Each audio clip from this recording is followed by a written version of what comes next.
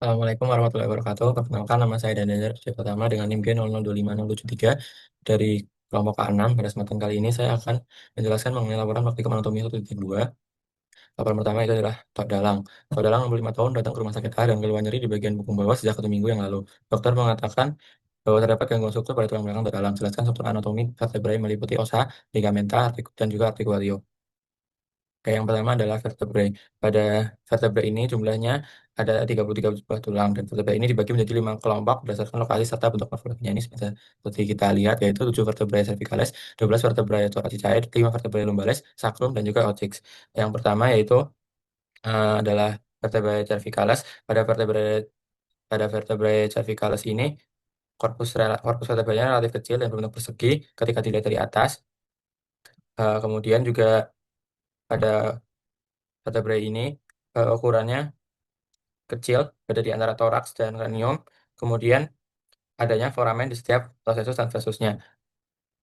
Di bawahnya sendiri adalah 12 vertebrae thoracicae. 12 vertebrae thoracicae ini ditandai oleh adanya kostea yang bersendi ke badannya. Kostea sendiri merupakan tulang tulang-tulang terpisah dan berartikulasi melalui sendi sinovialis dengan korpus vertebrae dan prosesus dan versus vertebrae terkait. Kemudian di bawahnya lagi adalah 5 vertebrae lumbalis. Inferior dari vertebrae thoracicae ini ada 5 yang kemudian membentuk kerangka penyangga dinding posterior abdomen dan ditandai oleh ukurannya yang sangat besar, ukurannya yang besar. Kemudian di bawahnya adalah sakrum. Sakrum sendiri adalah 5 vertebrae sakralis yang menyatu di tulang tunggal bernama sakrum, yang bersendi dengan tulang pelvis pada kedua sisinya dan merupakan salah satu komponen dinding pelvis. Di bawahnya lagi paling bawah adalah coccyx.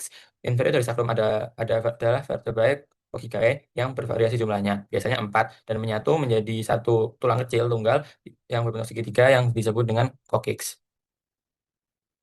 Kemudian untuk karakteristik umum dari vertebrae sendiri. Jadi karakteristik umum vertebrae ini bisa dilihat adanya korpus vertebrae dan arcus vertebrae. Pada korpus vertebrae ini merupakan bagian dari vertebrae yang merupakan eh, penopang berat badan dan dihubungkan dengan korpus vertebrae yang berdekatan oleh diskus intervertebralis dan beberapa ligamenta. Ukuran korpus vertebrae ini akan semakin membesar ke arah inferior seiring bertambahnya kebutuhan akan berat yang ditopang. Kemudian di sini juga ada arcus vertebrae. Arcus vertebrae sendiri ini membentuk bagian lateral dan posterior foramen vertebrae. Foramen vertebrae dari semua vertebrae ini bersama-sama membentuk kanalis vertebralis. Seperti yang di sini. Jadi kanalis vertebralis yang berisi dan juga melindungi medula spinalis. Untuk arcus vertebrae sendiri eh, terdiri dari 2 pediculus dan juga 2 lamina. Pada pediculus ini merupakan pilar yang melekatkan arcus vertebrae ke korpus vertebrae, sementara pada lamina ini merupakan lembaran tulang datar yang membentang dari tiap pediculus untuk bertemu di garis tengah dan membentuk atap dari arcus vertebrae. Di sini juga ada processus spinosus. Processus spinosus sendiri ini bentuknya menonjol ke arah posterior dan inferior dari pertemuan kedua laminae dan merupakan tempat perlekatan otot dan ligamentum. Kemudian juga ada prosesus transversus di sini. Prosesus transversus ini membentang ke arah posterolateral dari pertemuan pediculus dan juga lamina di tiap sisi dan merupakan tempat perekatan otot dan ligamentum serta persendian dengan kostai pada daerah thoracica. Terdapat pula penonjolan dari daerah pertemuan pediculus pada lamina ini, yaitu prosesus articularis superior dan prosesus articularis inferior yang masing-masing bersendi dengan prosesus articularis inferior dan prosesus articularis superior dari vertebrae yang berdekatan. Di antara korpus vertebrae dan pangkal articularis ini masing-masing pediculusnya melekuk ya teman-teman. Melekuk pada permukaan sebelah inferiornya dan lekukan ini nantinya akan membentuk incisura vertebralis superior ini dan juga incisura vertebralis inferior yang berperan membentuk foramen intervertebral. Selanjutnya adalah vertebrae cervicalis.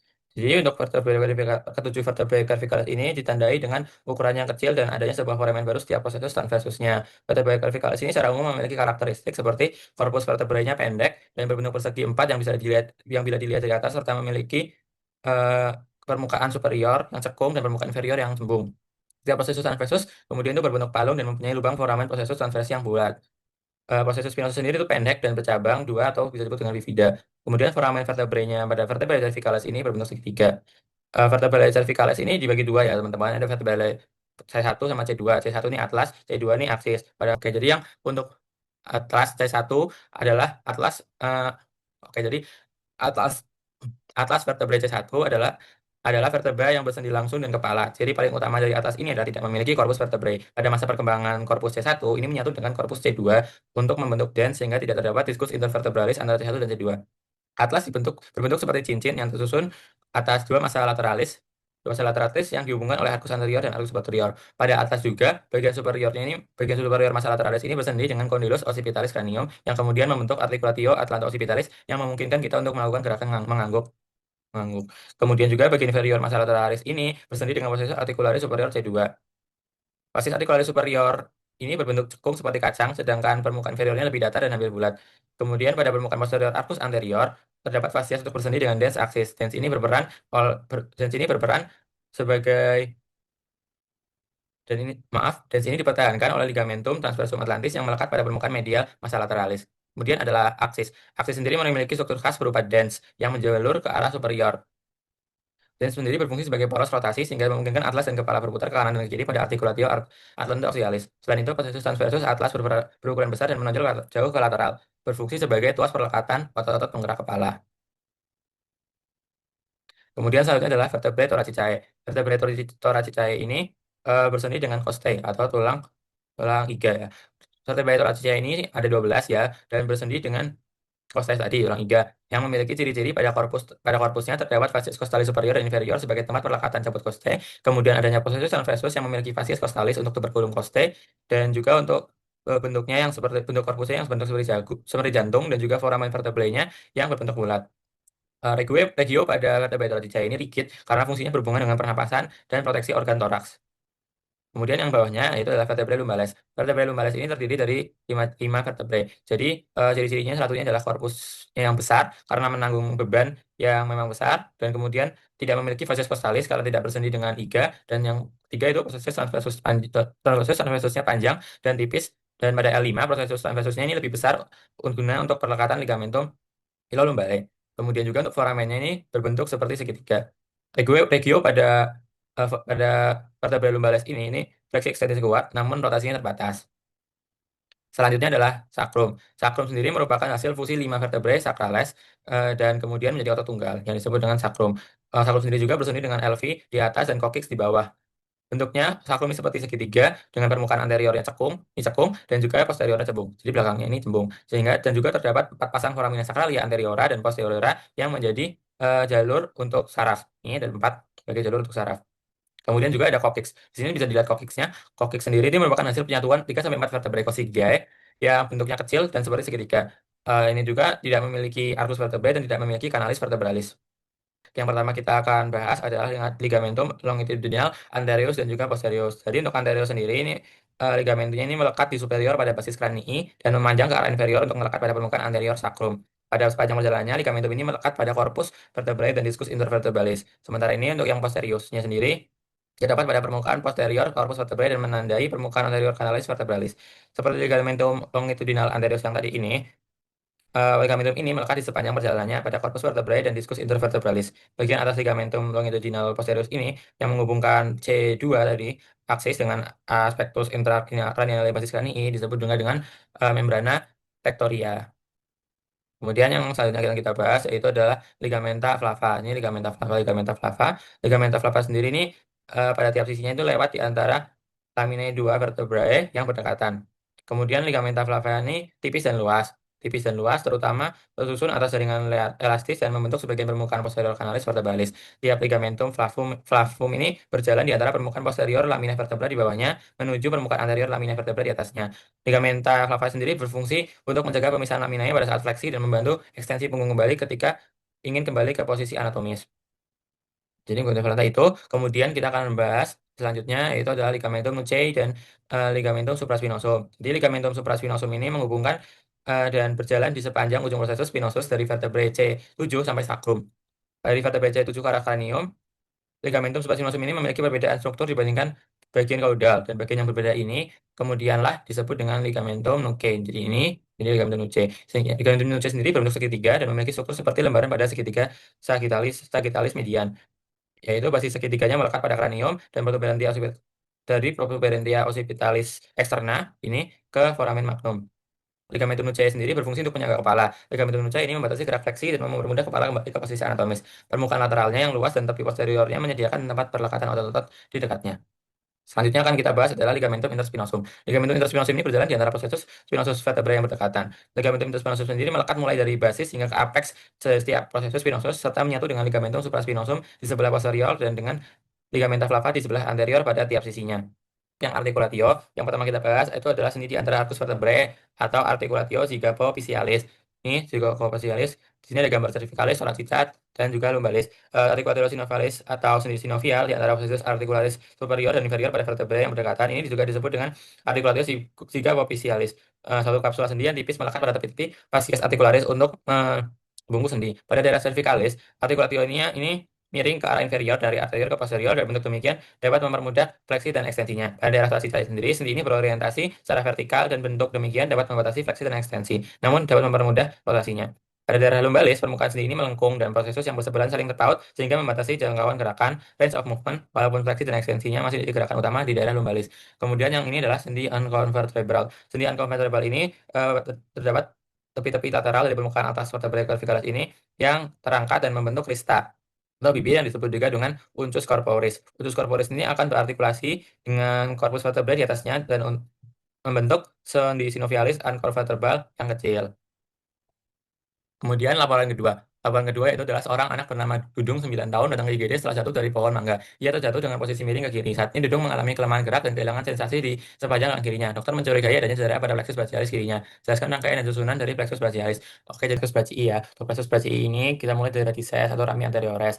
Radices ini berasal dari C5, C6, C7, C8 dan juga T1. Tiap radix adalah ini radix dari cabang anterior dari saraf spinal yang keluar dari medulla spinalis. Di bagian ini juga ada beberapa cabang kecil yang langsung keluar dari radices. Ini misalnya adalah nervus dorsalis scapulae dan juga nervus thoracitus longus. Untuk yang nervus dorsalis scapulae sendiri yang dari C5 ini mempersarafi musculus rhomboideus dan juga musculus levator scapulae. Sementara ini yang thoracitus longus ini mempersarafi musculus serratus anterior. Kemudian kita masuk ke bagian tunci. Kelima radix yang tersebut tadi itu bersatu menjadi tiga trunkus, yaitu trunkus superior, medius, dan inferior. Superior sendiri ini merupakan gabungan antara C5 dan juga C6, sementara yang medius ini C7, dan untuk yang inferior ini C8 dan juga T1. Dari trunkus superior ini keluar dua cabang penting, yaitu suprascapularis dan juga subclavius. Untuk yang suprascapularis ini eh, arahnya ke musculus supraspinatus dan musculus infraspinatus. Untuk yang subclavius ini arahnya ini ke musculus subscapulus. Subclavius. Untuk yang divisi ya, untuk divisi ini diatur sebagai menjadi dua, yaitu divisi anterior dan juga divisi posterior. Anterior sendiri fungsinya ini dua ini untuk mensuplai otot flexor bagian atau bagian depan lengan, sementara yang posterior ini fungsinya untuk mensuplai otot extensor atau bagian belakang lengan. Jadi totalnya di sini ada tiga ya, tiga anterior dan tiga posterior. Kemudian selanjutnya adalah fasciculi. Fasciculi sendiri divisionernya ini tadi kemudian bergabung kembali membentuk tiga fasciculi. Ini lateralis dan juga posterior dan juga medialis. Pada lateralis ini berasal dari gabungan antara divisi anterior frontus superior dan juga medius yang memiliki cabang itu nervus pectoralis lateralis yang berfungsi untuk membentuk nervus musculocutaneus dan nervus medianus. Kemudian ini ada fasciculus posterior yang berasal dari semua divisi posterior ya, ini dari superior, dari superior, medius dan juga inferior. Nah, cabangnya seperti apa? Misalnya ini nervus subcapularis superior dan inferior, kemudian nervus thoraco-dorsalis, dan juga ada nervus axillaris dan nervus radialis. Kemudian juga ada fasciculus medialis ya. Fasciculus medialis sendiri ini berasal dari divisi anterior frontus inferior dan memiliki cabang nervus pectoralis radialis dan juga nervus cutaneus brachii medialis. Kemudian juga ada nervus cutaneus antebrachii medialis dan juga tambahnya juga nervus ulnaris di sini ya. Kemudian ini yang nervi terminate ya. Nervi terminate merupakan kelanjutan utama dari fasciculi, yaitu ini adalah musculocutaneus, nervus musculocutaneus dari fasciculus lateralis, kemudian ke otot flexor lengan. Misalnya itu untuk ke otot flexor lengan seperti biceps brachialis. Ini juga ada nervus medianus ya. Nervus medianus sendiri merupakan gabungan fasciculus lateralis ditambah juga medialis. Medialis sendiri itu nantinya ke otot flexor lengan bawah dan juga ke sebagian tangan. Terus ada ini untuk yang radialis sendiri, nervus radialis ini dari fasciculus posterior, kemudian ke semua otot ekstensor lengan dan lengan bawah. Kemudian ini juga ada yang ulnaris ya. Ulnaris sendiri dari fasciculus medialis, kemudian ke otot ekstensik tangan dan sebagian flexor lengan bawah. Oke, adalah laporan 3. Minho, 33 tahun, merupakan seorang atlet lari cepat atau sprint. Suatu hari ketika sedang berlatih, Minho tiba-tiba mengeluh nyeri hebat di tungkai kanan atasnya. Berdasarkan kasus tersebut, jelaskan anatomi legiofemoralis, meliputi osa, muskuli, dan juga inervasi. Oke, jadi sama ini kita bahas dari atas. Yang bagian atas ini terdapat fovea capitis femoris, adanya tonjolan sedikit ya. Terus ada caput femoris, yang di bawahnya ada kolom, ada caput femoris, ada fossa truncator, ada fossa truncatorica, ada fossa truncator mayor, ada truncator minor, kemudian juga ada linea intertruncatorica. Ini bisa dilihat ini. Kemudian juga ada korpusnya ini, korpus femoris ini yang halus. Kemudian juga ada epicondylus lateral yang di sini. Karena juga ada epicondylus medialis bagian sininya. Terus juga ada juga fascias patellaris nih. Ada sisi halusnya nih. Kemudian di Baliknya, ini juga ada kondilusnya. Ini kondilusnya ini, kondilus medialis, kemudian sini juga ada kondilus lateralis. Nah, untuk yang membaginya ini ada fossa interkondylarisnya ya. Bisa dilihat ini.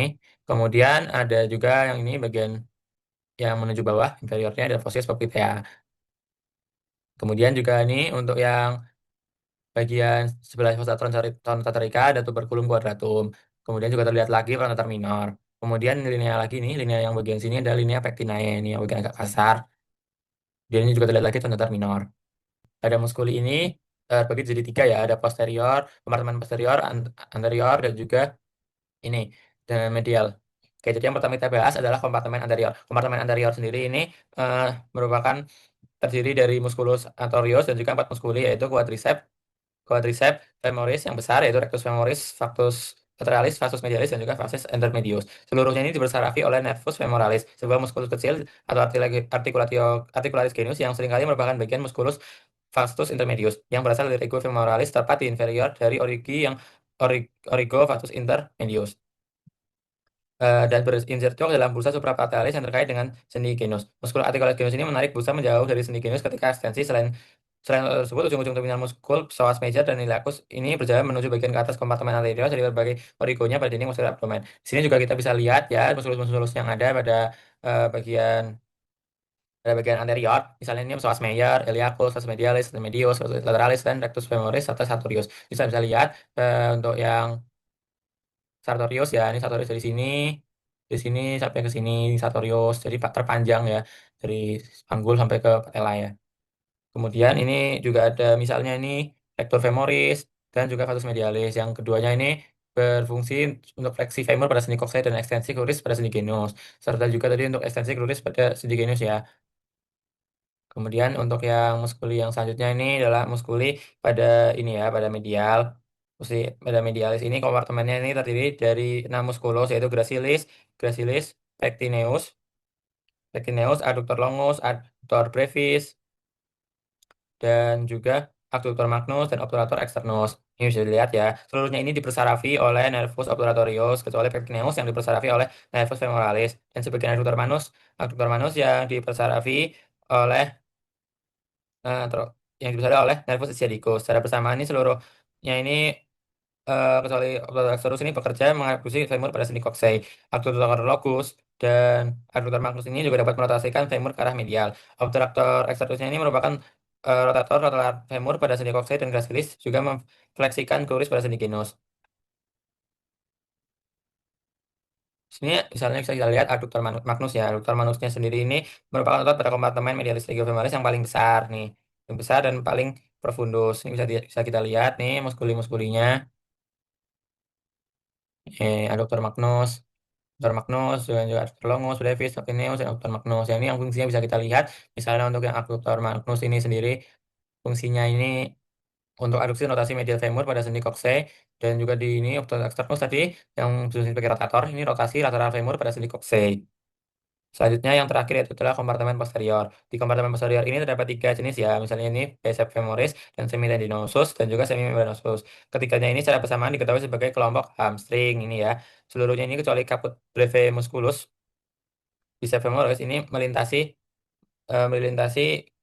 sendi koksei maupun sendi genius. Sebagai suatu kelompok, hamstring ini merefleksikan kluris pada sendi genius dan mengekstensikan femur pada sendi koksei. Hamstring juga merupakan rotator kedua sendi tersebut. Seluruhnya ini dibersarafi oleh nervus ischiadicus. Bisa dilihat ya, misalnya ini biceps femoris ini sendiri apa namanya fungsinya ini untuk fleksi kluris pada sendi genius, ekstensi dan rotasi lateral femur pada sendi koksei dan rotasi lateral kluris pada sendi genius. Dan juga ada semi tendinosus. Pada semi tendinosus sendiri ini berfungsi sebagai fleksi kluris pada sendi genus dan ekstensi femur pada sendi koksei. Kemudian juga sebagai rotasi medial femur pada sendi koksei dan kluris pada sendi genus. Dan yang terakhir tadi ini adalah uh, semimembranosus. Semimembranosus sendiri ini fungsi fleksi kluris pada sendi genus dan untuk fleksi kluris pada sendi genus dan juga ekstensi femur pada sendi koksei. Nah, ini bisa dilihat ya.